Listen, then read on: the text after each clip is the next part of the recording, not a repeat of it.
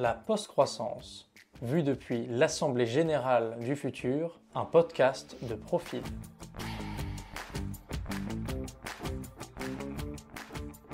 Chers actionnaires, serons-nous de bons ancêtres? Serons-nous à la hauteur de ce moment unique qui questionne notre humanité? S'il te plaît, double-moi le chiffre en étant neutre en carbone. Ou fais-moi des produits made in France au prix de la Chine, ce serait pas mal. Vous avez dans la main la possibilité de semer les graines d'un avenir possible, désirable et moderne.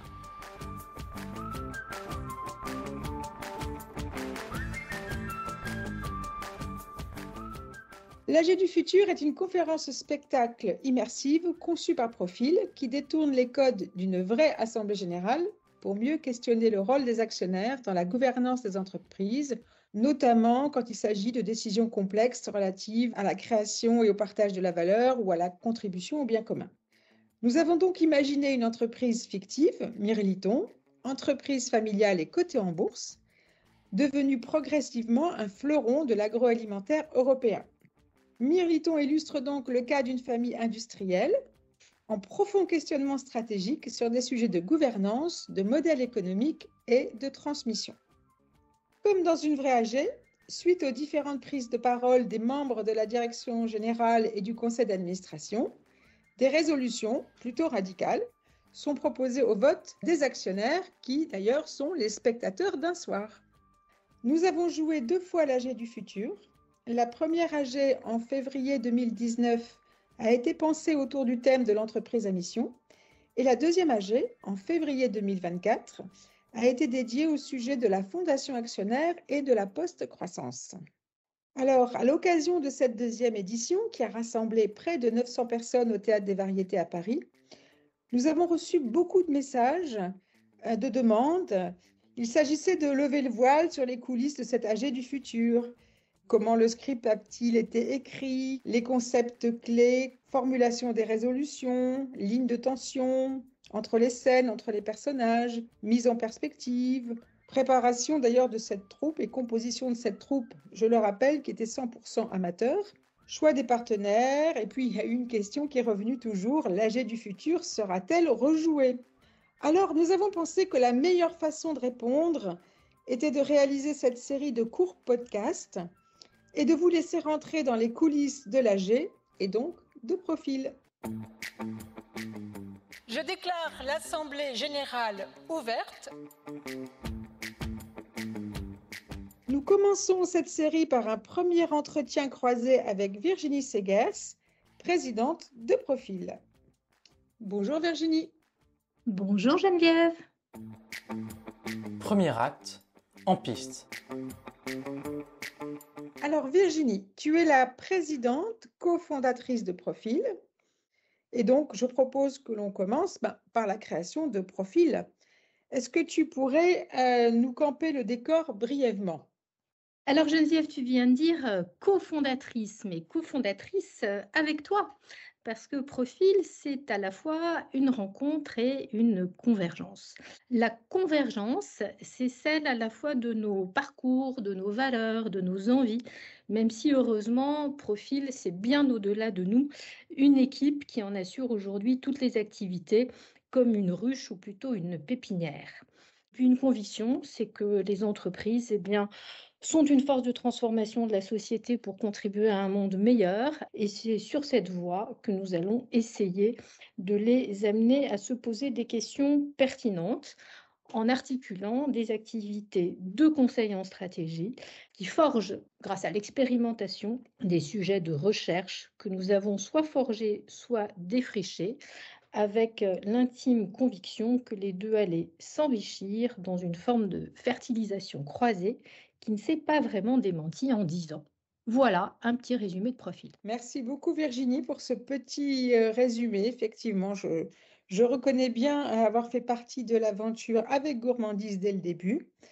Alors, précisément, Profil est une entreprise à mission de recherche et de conseil. Et ce pôle recherche, ce valeureux pôle recherche, il a produit 3 grandes études. Elles ont aussi, ces études, la volonté d'explorer et nous avons, je peux dire un mot là-dessus, mais nous avons eu, allez, je tente, le nez un peu creux puisque ces études, que ce soit Fondation Actionnaire, Entreprise à mission ou Entreprise et Post-Croissance, on les a démarrées, on les avait déjà quasiment en tête. Est-ce que tu peux nous en dire un mot ? Alors oui, déjà le pôle recherche. Alors le pôle recherche, il n'est pas totalement né avec Profil. Nous en avions l'envie, l'intuition, mais nous n'avons osé revendiquer une activité de recherche qu'à partir de la 2e étude. Mais en effet, dès 2015, Profil avait 1 an et demi, nous avons souhaité avoir une activité éditoriale sérieuse en nous entourant de chaires académiques, d'universités, pour défricher un premier sujet qui est celui des fondations actionnaires. Et donc, voilà le pôle recherche qui voit le jour à partir de cette 2e étude, les entreprises à mission en 2017, et qui, à sa façon, forge de nouvelles expressions. Les fondations actionnaires, personne n'en parlait vraiment en France. Ça n'est pas un statut, c'est une appellation. Les entreprises à mission, nous avons osé ce titre, il n'était pas encore utilisé et évidemment, nous avons été embarqués dans le cadre de la loi Pacte 2 ans plus tard pour aider à voir naître la qualité juridique de société à mission. Et voilà qu'en 2022, eh bien, nous avons pris un peu notre temps pour aller forger un nouveau modèle et nous intéresser cette fois à la notion de post-croissance dans le monde de l'entreprise. 2e acte, Terra Incognita. À l'occasion de la parution de notre 2e étude sur les entreprises à mission, nous avons inventé le format très théâtral de l'AG du futur. Alors Geneviève, c'est à moi de te demander comment cette idée si saugrenue a bien pu voir le jour. Et oui, effectivement, Virginie, c'était une idée vraiment saugrenue, mais c'était une idée puissante parce que devenir une entreprise à mission nécessite un vote en assemblée générale. Donc, ça suppose que les actionnaires votent en faveur de cette transformation en entreprise à mission. Et c'est ça qui est extrêmement intéressant dans ce parcours, c'est que c'est un sujet 100% de gouvernance, devenir entreprise à mission. Et nous, les enjeux de gouvernance sont des enjeux qui nous passionnent. Donc, on s'est dit, plutôt qu'une conférence et des tables rondes, on va créer de toutes pièces une entreprise fictive et on va détourner les codes d'une vraie AG, donc une vraie assemblée générale d'actionnaires. Et à travers cette fiction, les spectateurs d'un soir vont se transformer en actionnaires qui vont vraiment voter. Et les résolutions étaient tout simplement liées à l'adoption de la raison d'être, des objectifs et à la composition du comité de mission. Donc, ça permettait à la fois de rendre compte d'un sujet complexe sur les modalités de partage, de création de la valeur. Ça permettait aussi d'éclairer une partie prenante, les actionnaires, qui sont souvent pas ignorés, mais les actionnaires, on les met un petit peu à part. C'est une partie prenante qui... une forme d'asymétrie des actionnaires par rapport à d'autres parties prenantes, alors qu'elle est centrale et cruciale, cette partie prenante, dans le devenir des entreprises. Et puis, comme c'était l'AG du futur, ça permettait aussi de se projeter, de pouvoir aborder des sujets qui seront incontournables pour les entreprises dans les prochaines années.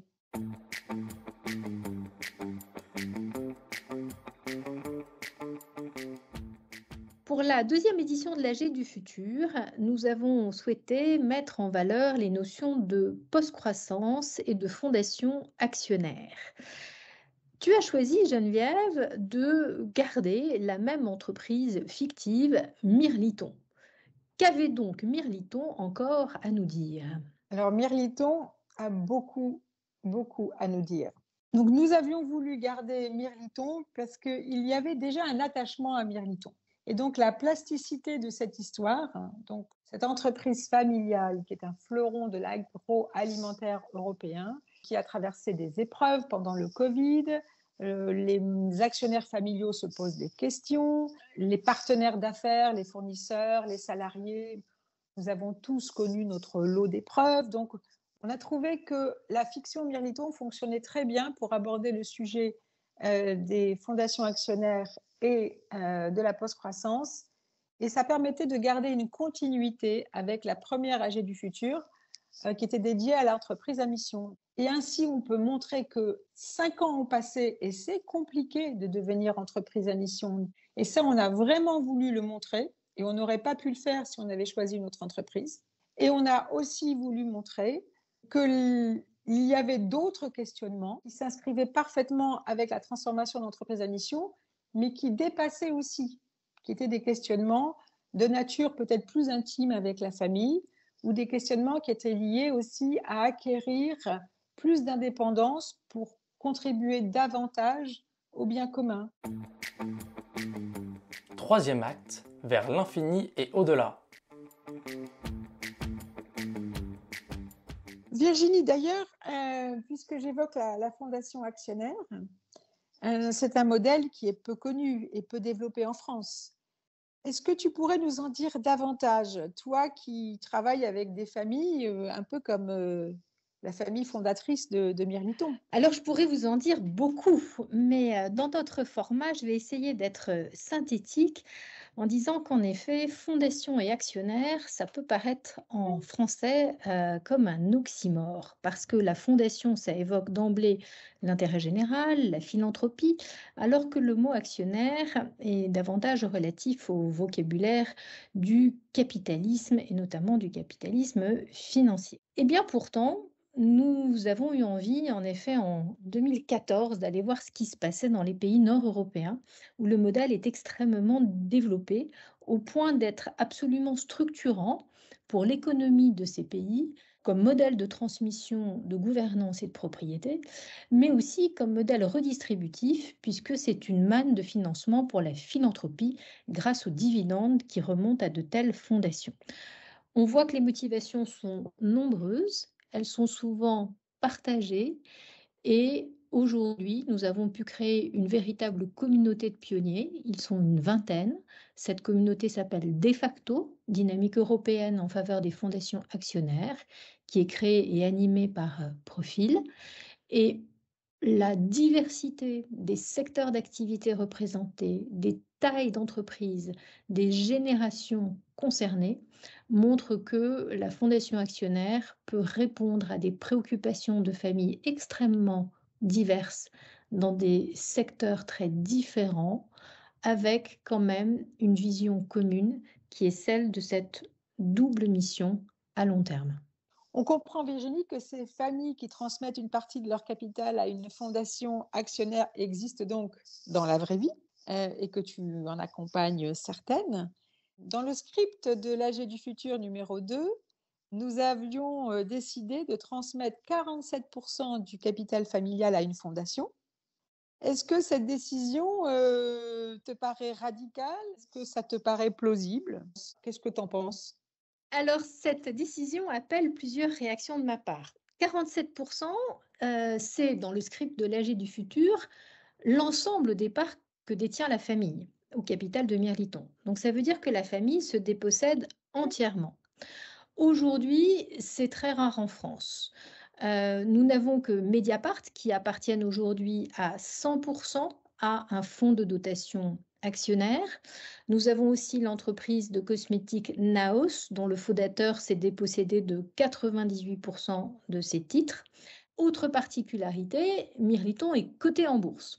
Aujourd'hui, les entreprises qui ont fait le choix de la fondation actionnaire ne sont pas cotées. Ce sont des entreprises familiales avec un actionnariat qui est soit uniquement familial, soit aux côtés de fonds qui regroupent des salariés, voire des managers, soit, dans de rares cas, des investisseurs qui ont accepté soit de demeurer, soit d'embarquer aux côtés d'une fondation actionnaire au capital. Mais entreprise cotée, là, c'est une première. C'est vraiment très audacieux. Et j'ai très hâte qu'on aille sur le chemin, en effet, d'une fondation actionnaire en France qui aurait à son capital aussi du flottant coté en bourse, sur le modèle de ce qui existe au Danemark. Au Danemark, près de 70% de la valeur boursière à la bourse de Copenhague est le fait d'entreprises détenues majoritairement par des fondations. Ça allie donc le dynamisme du marché à la stabilité de la fondation actionnaire, telle que nous l'appelons de nos voeux, et ce serait évidemment quelque chose de totalement inédit dans le paysage français. Merci beaucoup Virginie. Effectivement, dans la fiction Mirliton, on avait choisi de se contraindre au maximum pour des raisons pédagogiques, donc entreprise familiale cotée en bourse. Et c'est vrai que l'intégralité du capital familial transmis à une fondation actionnaire, c'était audacieux. Il y avait aussi cette volonté de gagner en indépendance vis-à-vis du flottant et de bâtir des alliances avec les autres parties prenantes. Mais là, je dévoile l'AG du futur, donc il y a toujours la possibilité de voir le film. Alors, je dirais que grâce à ce format inédit, on a réussi à mettre en lumière avec exigence, tu l'as bien montré, avec humour et avec pédagogie, la richesse du dialogue entre les actionnaires, le management et toutes les autres parties prenantes sur des questions très complexes, telles que la transition vers des pratiques plus durables, la réinitialisation du modèle économique, la structuration d'une gouvernance effectivement plus indépendante, plus engagée et plus représentative aussi des intérêts de ce qu'on appelle les parties prenantes muettes, les générations futures et la nature, le vivant.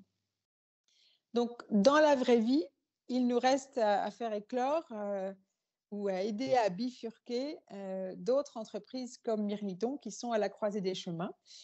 Et nous en rencontrons au quotidien, même si bien sûr la fiction de Mirliton nous a permis de pousser quand même les curseurs avec beaucoup de contrastes. Alors, ton mot de la fin, Virginie, par rapport à tout ce que nous avons partagé? Eh bien, le mot de la fin, c'est que nous nous sommes en effet beaucoup attachés à Mirliton et je pense que nous ne sommes pas les seuls. Alors, nous avons certes réussi une première fois à rassembler près de 700 spectateurs, une deuxième fois près de 900. Donc, je pense que nous avons une voie tout à fait ouverte pour, en effet, démultiplier l'appropriation de ces modèles, de ces concepts, par ce format tout à fait drôle, audacieux, décalé qu'est l'AG du futur. Et moi, je suis déjà gourmande, je l'avoue, de la saison 3. Il y aura probablement une saison 3, mais je ne peux rien dévoiler parce que il faut encore que Mirliton ait quelque chose de neuf à nous dire, je n'en doute pas.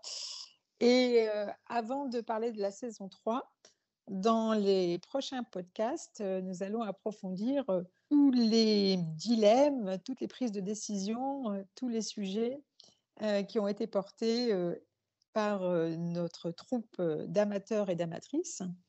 Et d'ailleurs, le prochain podcast sera dédié au rôle de la direction générale, cette fameuse direction générale qui est, comme parfois j'aime à le dire, lost in transition, c'est-à-dire complètement perdue, devant répondre à des injonctions paradoxales, un pied dans l'ancien modèle de croissance et l'autre dans un modèle qui est encore à construire, qu'on pourrait appeler le modèle de la post-croissance. Et donc, nous aborderons ces sujets avec Nicolas Hénon, qui était notre directeur général fictif de Mirliton, mais qui a bien été directeur général dans la vraie vie, et Vincent Wissner, qui est le directeur général de Profil. Merci beaucoup, Virginie. Merci, Geneviève.